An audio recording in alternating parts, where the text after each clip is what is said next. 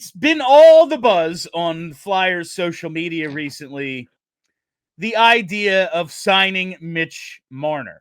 A lot of free agent options. There's decent class about it's okay. It's not the one allegedly that's going to hit the market next year, but guess what's not going to happen? Most of those guys hitting the market because it's the NHL. And the cap is going up a ton, allegedly. But there's some big names, chief among them, Mitch Marner, and there has been great debate about whether the Flyers should pursue Marner, even to the point that Kevin Kurz wrote an article about it yesterday or today or something. Charlie, your thoughts on Mitch Marner in Orange and Black and just this entire debate? Well, look, this has clearly been a topic of conversation all week ever since the Toronto Maple Leafs loss. Yes. Because then it became clear, like, well, they're going to make changes. And then Mitch Marner did nothing in his exit interview to disabuse people of the notion that, like, he wants out. And honestly, can you blame him? A lot of past tense in the things he said about the Leafs. Yeah, the guy is not well liked at the moment there by a lot of fans. I think he's just sick of being bothered constantly. I mean, people yelling at him for signing a big contract. Like, yeah, you wouldn't try to make a lot of money. Sure. If you were negotiating a contract with your employer, you'd be like, nah, I'm good. I'll take less just because I want the company to do well. Like, no, like all these people who yelled at Mitch Marner for signing that contract, you're insane. Dude, get as much money as you can. Fair enough. But it does seem like there's maybe not even necessarily bad blood between the Leafs and Marner, but definitely bad blood between like Marner and just having to deal with the mess that is playing in Toronto. Marner and the market are in a feud. Yes, exactly. So it does seem like Marner is probably going to sign elsewhere. And ever since then, the big topic of conversation in Flyers Twitter has been, should the Flyers be the team to sign Marner? There was I believe it was like one of the betting services. I don't think it was Bet365, but it was another one of the lesser betting services, put up odds of where Marner might end up. And that betting service had the Flyers second on that list. So that got people chattering even more and more and more about it. I think the Marner to Philly talk is intriguing.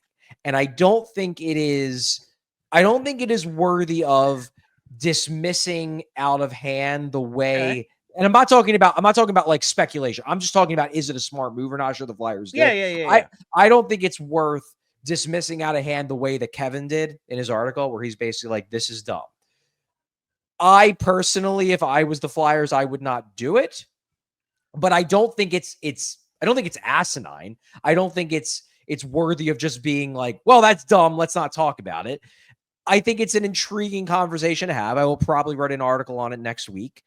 It is the kind of move that I could be convinced of, even if my initial instinct is I don't believe giving Mitch Marner a 7-year deal worth $14 million a year is the right way for the Flyers to construct their long-term roster if they have designs on winning a Stanley Cup. But I'm open to... Let me put it this way. I think there are a lot of anti-Marner arguments that get thrown out there, that have gotten thrown out there over this past week, that are real dumb and real bad. I think there are a couple that are viable, but I think a lot of the anti-Marner arguments I've heard, I do not think hold water. All right. I mean, that's obvious because a player like Mitch Marner is so... he's polarizing at this point. And given his, I don't want to necessarily say scapegoat, because like he could just be better in the playoffs and he wouldn't have this tag. But given his status as like the scapegoat for the team that all of hockey media is obsessed with, because like most of it is based, in the building that they play in. Not wrong. Like he is a very, very polarizing player. That said, I don't want Mitch Marner personally. I have one argument for him, though. It's that the idea that the Flyers have all these wingers, and it's kind of like, well, you're kind of doubling down. If the Flyers' center depth is going to be, Jet Luchenko, Couturier and Cates, whatever happens with those guys, and like, let's say whoever they draft at 6, that's not going to be like the most inspiring center depth. So let's load up on as many wingers as possible to kind of buoy those guys. Like if you have Marner, Konechny, and Michkov on, taking up 3 of the 4 spots on your top 2 lines, that could greatly aid in making your center depth not nearly as big of a problem as it is right now. That is my main argument for Marner. How do you feel about that? I think it is an intriguing argument, and I can see the merits behind it. What I will say about that argument is, and this I think really does go to the heart of why the people who want the Flyers to go after Marner want the Flyers to go after Marner so much. You basically said, well, if your center depth is going to be that, you need wingers to not even insulate them, but to buoy them, to boost them. If you go out and you spend $14 million on Mitch Marner when you're already spending $9 million on Travis Konechny, and if Matvei Michkov is as good as he is, as we were all hoping / expecting him to be, you're very quickly going to be spending like $35+ million on 3 wingers, and that will then, it gets a self-fulfilling prophecy. If you're spending that much money on wingers, then you probably are going to have bad centers because then you won't have the money to get a center. And this goes back to kind of where I'm taking this, which is I get the sense, and maybe I'm wrong. Maybe this is not where everyone is coming from, but I get the sense that the people who are the most into signing Marner are also tend to be very skeptical of the Flyers' plan. And I think a lot of what drives it, because you just talked about, well, if they're going to have weak centers, then might as well load up on wingers. The Flyers would tell you they don't plan on having weak centers. They plan to get a center. The problem with that, and this is the problem that a lot of people talk about, is like, well, how are you going to get a center? And a lot of it from the Flyers' perspective is like, just trust us, we'll get one. And I get the sense that a lot of the people who really want them to go all in on Marner basically are of the opinion of like, we don't trust you. We don't trust that you are actually going to get a high-end player at a position of need. So this guy is available.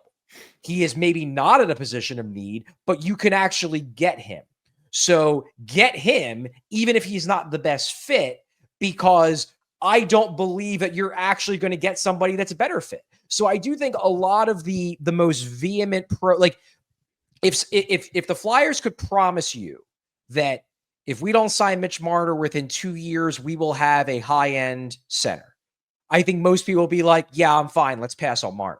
But I think that if you don't believe the Flyers either will or can get players that fit better, you're going to look at it as, well, just get the square peg and try to fit him into a round hole because I'd rather have him than no one. You know what I mean?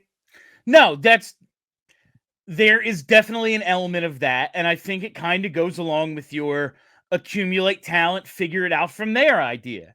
And while there can be varying degrees of, well, why do that? And now you're in a position where you have to trade someone. It's like, you know what? It really worked for Florida. It certainly seems to be working for the team that kind of did that thing of let's get all these guys together and figure it out. Like the Panthers, let us not forget one of the big losers of the Vegas expansion draft. Not to go back to the whole size idea, but like, yeah, you just couldn't have Riley Smith and Jonathan Marchessault, and then, little ass Marchessault won a Conn Smythe. Like, so it's off topic, but just saying, like, they've made some mistakes along the way, and they had pieces that were, okay, yeah, we're really good in the regular season. Can we do this postseason thing? Well, we'll figure it out, and they certainly have, it appears. Like, so I think it kind of also fits with your accumulate the talent and figure it out from there perspective, Charlie. It does. And that would be the better, like, to me, the biggest selling point for signing Mitch Marner is the simplest one. He's an awesome player. And like, that's where I disagree with a lot of the anti-Marner arguments, where it's like, well, he's not good in the playoffs. Like, he's not been amazing in the playoffs. I don't think I would say he's been bad. He actually scores quite a lot in the playoffs overall. His numbers are not terrible. Number two, he's a better player than I think a lot of people from the outside realize, because not only is he a super high scorer, he's a guy who has broken 100 points. He's also a really, really good play driver and defensive player. Like, this is a guy who's been in contention for Selkies. He is a great all-around player. And like maybe the one negative on his resume is that he hasn't been amazing in the playoffs, but he hasn't been terrible. He just hasn't been amazing. And his team has choked on numerous occasions. So he gets painted with that brush as well. So those are arguments very much in favor of Marner, where it's just like, hey, he's awesome. Get awesome players.